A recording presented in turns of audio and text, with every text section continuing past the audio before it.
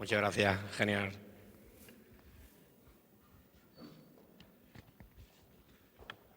Bueno, pues ahora le podéis hacer las preguntas a ellos, que yo creo que vamos en hora, vamos bien.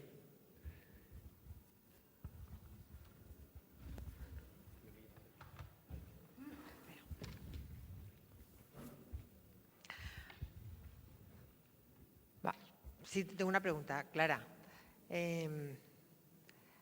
Es que has puesto unos datos ahí para la edad promedio o así de fallecimiento, que nos hemos quedado todos. Eran 51 años y 49 años.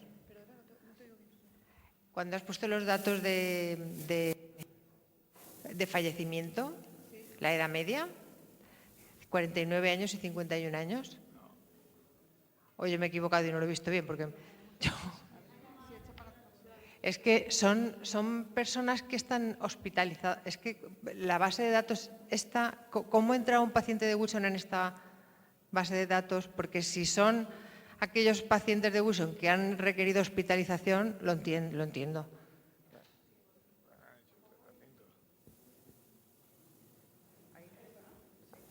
Edad media de defunciones. Si nos lo puedes explicar un poco más, porque... Claro. Para el caso de la enfermedad de Wilson tenemos unas fuentes principales, que son el CMVD, que es las altas hospitalarias.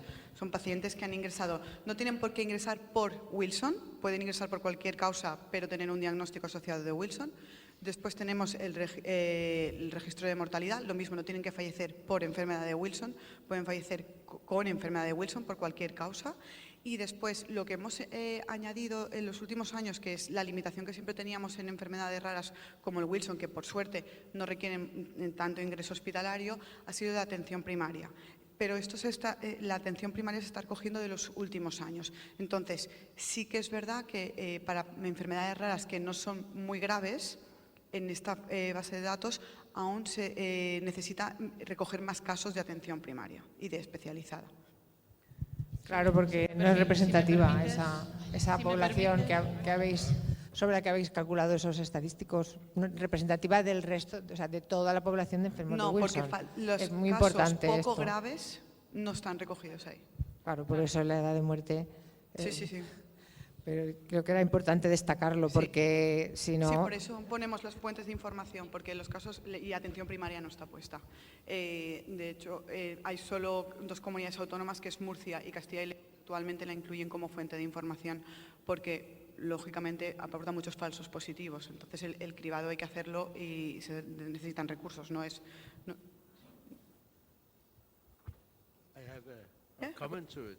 Sí, un comentario al respecto.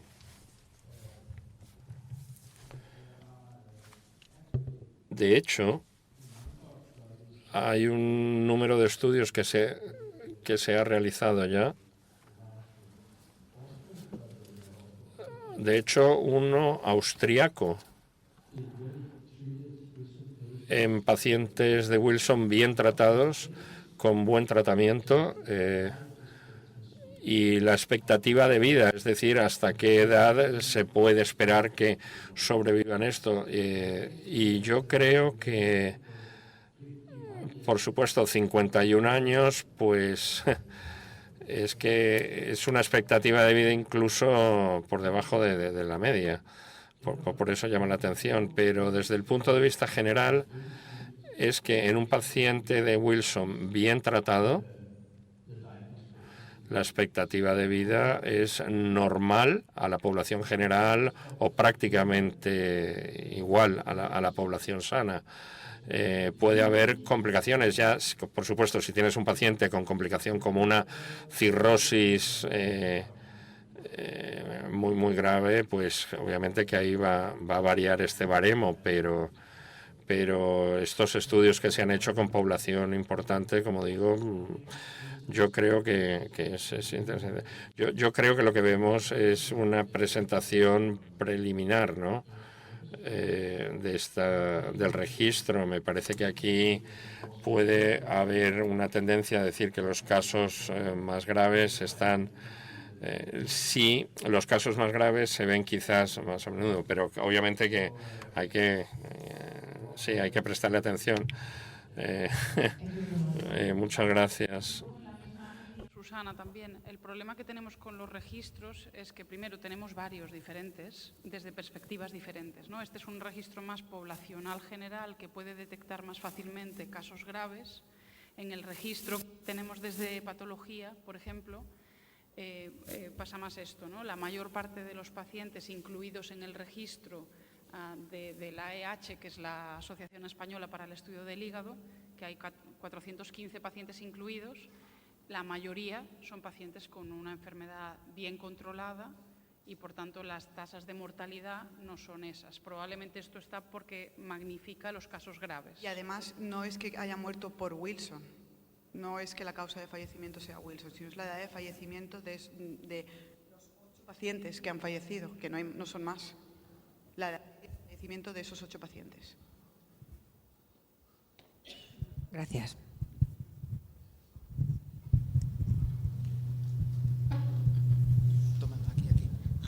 I have one. Peter, thanks for this beautiful. Peter, muchas gracias por esta presentación. Mi pregunta o comentario. Yo acabo de tener a una paciente embarazada que acaba de llegar a mi consultorio y diagnosticada ahora, durante su segundo embarazo. Voy a tener que terminar, por supuesto, con la consulta y los exámenes. ¿Qué me recomiendas a nivel de fármaco? Okay, pero está diagnosticada una vez ya embarazada. O sea, creo yo que la respuesta va a estar basada, creo yo, que en la evidencia. Yo empezaría con penicilamina. Porque sí. La has detectado ya embarazada, ¿no?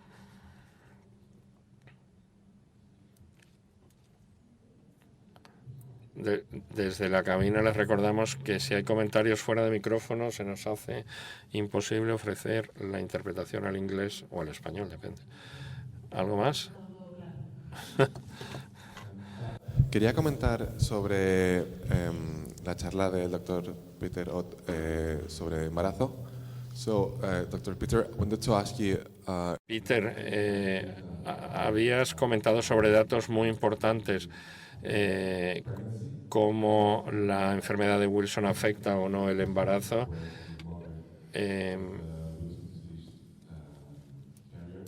¿Qué pasa si la madre es portadora, o sea, tiene enfermedad de Wilson? ¿Y qué sucede cuando la madre no tiene Wilson, pero sí la pareja masculina de esa mujer? Entonces, ¿qué pasa ahí con abortos espontáneos? Y si también aconsejarías algún tipo de vigilancia o de monitorización específica, ¿no? Repito, madre no Wilson y padre sí.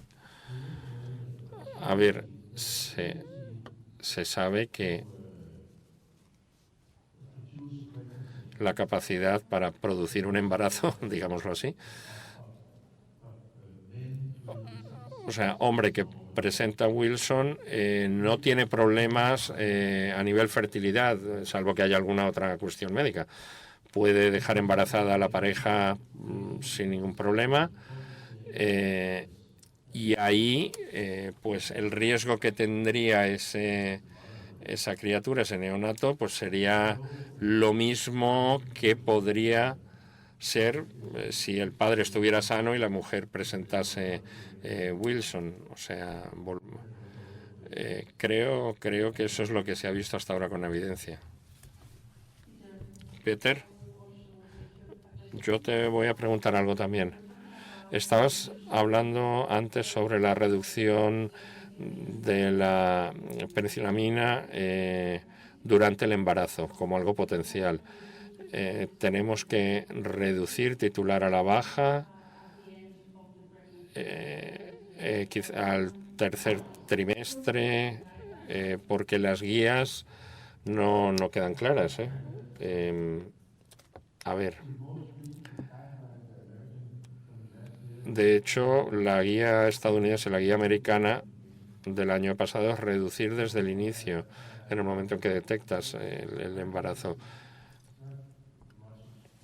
No se explica ni se explayan mucho, pero parece que hay un riesgo de heterogeneidad, es decir, de alguna anomalía.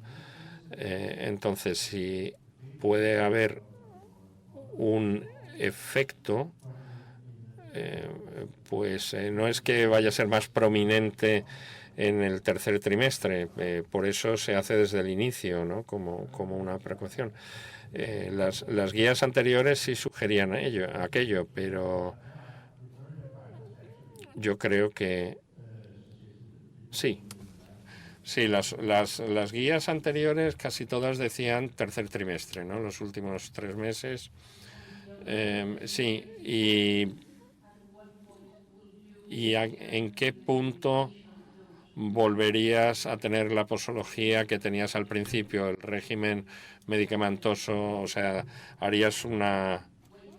esperarías otra vez para volver a la dosis inicial, aquella que bajaste un poco. Si no me equivoco, la guía estadounidense dice que se vuelva a la dosis original, inicial, después de esperar algunas semanas, que tendría sentido, después de el parto, ¿no? Algunas pocas semanas después del posparto. Los pacientes a veces mantienen transaminasas elevadas. En estos pacientes, ¿cuántas veces rehaces un estudio sistemático? Porque pueden tener más patologías. Aquí no es porque tengas el Wilson y solo tienes Wilson. Entonces, ¿cuántas en el seguimiento esta gente lo sigues durante muchos años? Rehaces todo un estudio, autoinmunidad, hemocromatosis, tienes muchas veces el metabolismo también férrico está alterado y a veces un poco de lío, hígado graso evidentemente, y hasta dónde llegas. Sí, esta es una muy buena pregunta porque es algo que nos encontramos en la consulta muy a menudo y que que es difícil de responder. Si un paciente tenía previamente transaminasas normales y ahora ya no las tiene, obviamente a un estudio completo, descartando otras cosas y haciendo una anamnesis muy profunda para descartar también toxicidad por fármacos o incluso productos de herboristería, que a veces pueden ser la causa de alteraciones de las transaminasas. Y si todo el estudio es negativo y tengo la certeza de que esa persona está correctamente controlada desde el punto de vista del cobre, incluso yo avanzo hacia la biopsia hepática. Si no tengo la certeza de que este cobre esté bien controlado, pues yo creo que la clave es detectar si nos estamos quedando cortos o si merece la pena hacer cambio a otro tratamiento. Y hemos tenido experiencias comunes recientemente de pacientes que al cambiar el fármaco, por ejemplo, ¿no? y pasar de zinc a quelante de nuevo, después de muchos años con zinc, acaban normalizando las transaminasas.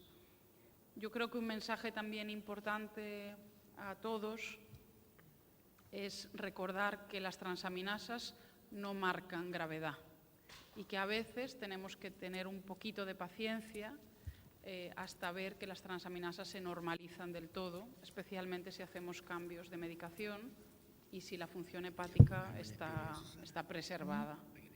Pero yo creo que tenemos que investigar más y mejor las comorbilidades, porque cada vez tenemos pacientes con más hígado graso o que beben un poquito de alcohol. Esto lo comentaba antes Eduardo, los médicos de adultos a veces somos un poco más laxos con respecto al consumo de alcohol, pero hemos de recordar que son pacientes que ya tienen un daño hepático al que le está sumando otra cosa, o probablemente sea multiplicándolo por otra cosa en vez de sumar. O sea que quizás tenemos que en esto también los médicos de adultos ser más estrictos.